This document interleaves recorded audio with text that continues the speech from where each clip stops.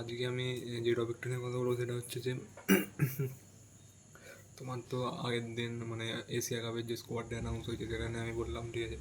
আজকে যেটা নিয়ে বলবো সেটা হচ্ছে যে এশিয়া কাপে যে কয়েকটা প্লেয়ার মিসিং গেল, ঠিক আছে, তাদের নিয়ে কিছু ডিসকাস করবো, ঠিক আছে। যেমন ধরো কয়েকটা নাম, যেমন মোহাম্মদ সিরাজের নামটা বহুত প্রসিদ্ধ মানে হচ্ছে, তারপরে কেন প্রসিদ্ধ কিছুদিন আগে নেওয়া হলো না, যদি আইপিএলে এত ভালো পারফরমেন্স থাকে তারপরেও কেন নেওয়া হচ্ছে না, ঠিক আছে। তারপরে যদি দেখো হার্ষিত রানাকে মানে ফেভারিটিজম বলা হচ্ছে, কারণ হার্ষিত রানা মানে কনসিস্টেন্টলি সব কটা মানে টেস্টে টি-20 সব জায়গাতেই থাকছে, ঠিক আছে। অত ভালো পারফরমেন্স না থাকার পরেও আইপিএলে, ঠিক আছে, আইপিএলে ঠিকঠাক ডিসেন্ট পারফরমেন্স করেছে, বাট সব কটা স্কোয়াডে আছে মানে নাকি গৌতম গম্ভীর ফেভারিটিজম এই ধরনের কিছু বলা হচ্ছে, ঠিক আছে। তারপরে যদি দেখো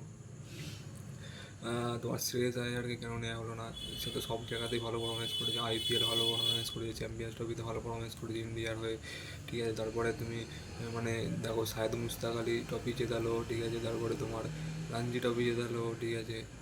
সব ট্রফি মানে ডোমেস্টিকে যত টুর্নামেন্টে সব ট্রফি জিতিয়ে দিয়েছে, ঠিক আছে। শ্রেয়স আয়ার অ্যাজ এ ক্যাপ্টেনও মানে টি-20 বা ওডিআইতে দেখা দরকার, সবাই নাকি বলছে শ্রেয়স আয়ারকে নিয়ে, ঠিক আছে। কেন শুভমান গিলকে ভয়েস ক্যাপ্টেন করা হলো, ঠিক আছে। শুভমান গিলের তো অত ভালো পারফরমেন্স ছিল না, তা Shubman Gill as a opener খেলে তার থেকে তো ভালো এসএসসি জাসওয়ালের স্ট্রাইক রেট অ্যাভারেজ আছে। এইসব নিয়ে বহুত মানে সাফাল পেশ হয়েছে, ঠিক আছে। এবারে স্কোয়াড অ্যানাউন্সের জন্য পরে, ঠিক আছে, এশিয়া কাপেতে। তারপরে যদি দেখো, ঠিক আছে,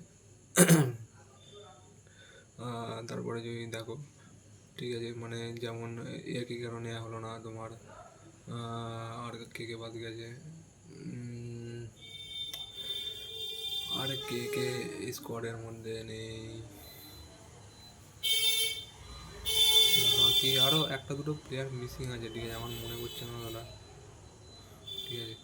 আর যদি দেখো, ঠিক আছে, এবারে তো তোমার পাকিস্তানের যে টিমটা অ্যানাউন্স করেছে এশিয়া কাপের জন্য, পাকিস্তানেতে না বাবর আজম আছে, ঠিক আছে, না তোমার বাবর আজম নেই। তারপরে তোমার যদি দেখো রিজওয়ানও নেই, ঠিক আছে। দুজনেই মানে বড় বড় প্লেয়ার পাকিস্তানের ছিল, ঠিক আছে, দুজনকেই মানে বাদ দিয়েছে কারণ তাদের ইন্টেরিয়ার জন্য, ঠিক আছে। তাদের উপর নাকি মানে বলা হচ্ছে যে তারা নাকি নিজের রানের জন্য খেলতো টিমেতে, ঠিক আছে, দুজনেই। তো এরকম অনেক কিছু মানে এর যুক্তি দিয়েছে, তার জন্য মানে তার জন্য বাদ দেওয়া হয়েছে, ঠিক আছে। তারপরে যদি দেখো পাকিস্তানের সব কটা প্লেয়ারই মোটামুটি ইয়ংস্টারদের বানানো হয়েছে সে হবে, শুধু বলিং লাইন আপটা পুরনোই আছে, ঠিক আছে। হারিস রাব, সাইন্স আফ্রিদি এদেরকে নিয়ে খেলানো হচ্ছে, ঠিক আছে। বলিং লাইন আপ ঠিক আছে, ব্যাটিং অনেক প্লেয়ারদের আমি মানে নামও শুনিনি, ঠিক আছে, প্রথমবার স্কোয়াডে দেখলাম, ঠিক আছে, কেমন খেলে আই ডোন্ট নো, ঠিক আছে। তারপরে যদি দেখো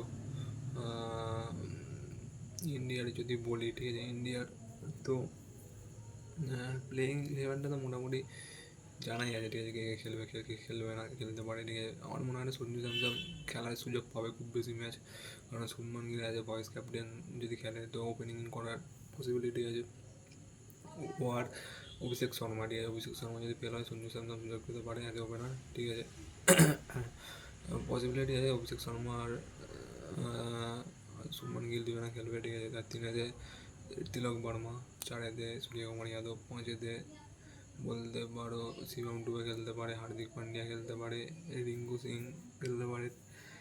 এই কম্বিনেশান দেয় 5-6, পাঁচেতে যদি ধরো হার্দিক পান্ডিয়া খেলছে, ছয়েতে শিবম ডুবে, সাতেতে রিঙ্কু সিং, বা আটেতে অক্ষর প্যাটেল, ঠিক আছে। নয়েতে যদি দেখো, ঠিক আছে, নয়েতে আর কে আছে, নয়েতে আই ডোন্ট থিঙ্ক কি নয়েতে ওর বলার চালু হয়ে যাবে, ঠিক আছে। নয়েতে কুলদীপ যাদব, দশেতে জসপ্রীত বুমরা, এগারোতে বরুণ চক্রবর্তী, ঠিক আছে, ঠিকঠাক প্রপার ব্যালেন্সে আছে, ঠিক আছে। এই টিমটা খেলার সম্ভাবনা আছে খুব বেশি, একটা দুটো চেঞ্জেস হতে পারে, ঠিক আছে। যেমন ধরো চেঞ্জেস যদি হয় হয়তো ফাস্ট বলার দুটোই নেওয়া হয়েছে, জসপ্রীত বুমরা, হর্ষিত রানা, আরও কোনো সেরকম ফাস্ট বলার নেয় না, ঠিক আছে। তো এইরকম ইয়ার হবে, ঠিক আছে। আর হচ্ছে তো এর জন্য এইটুকুনি।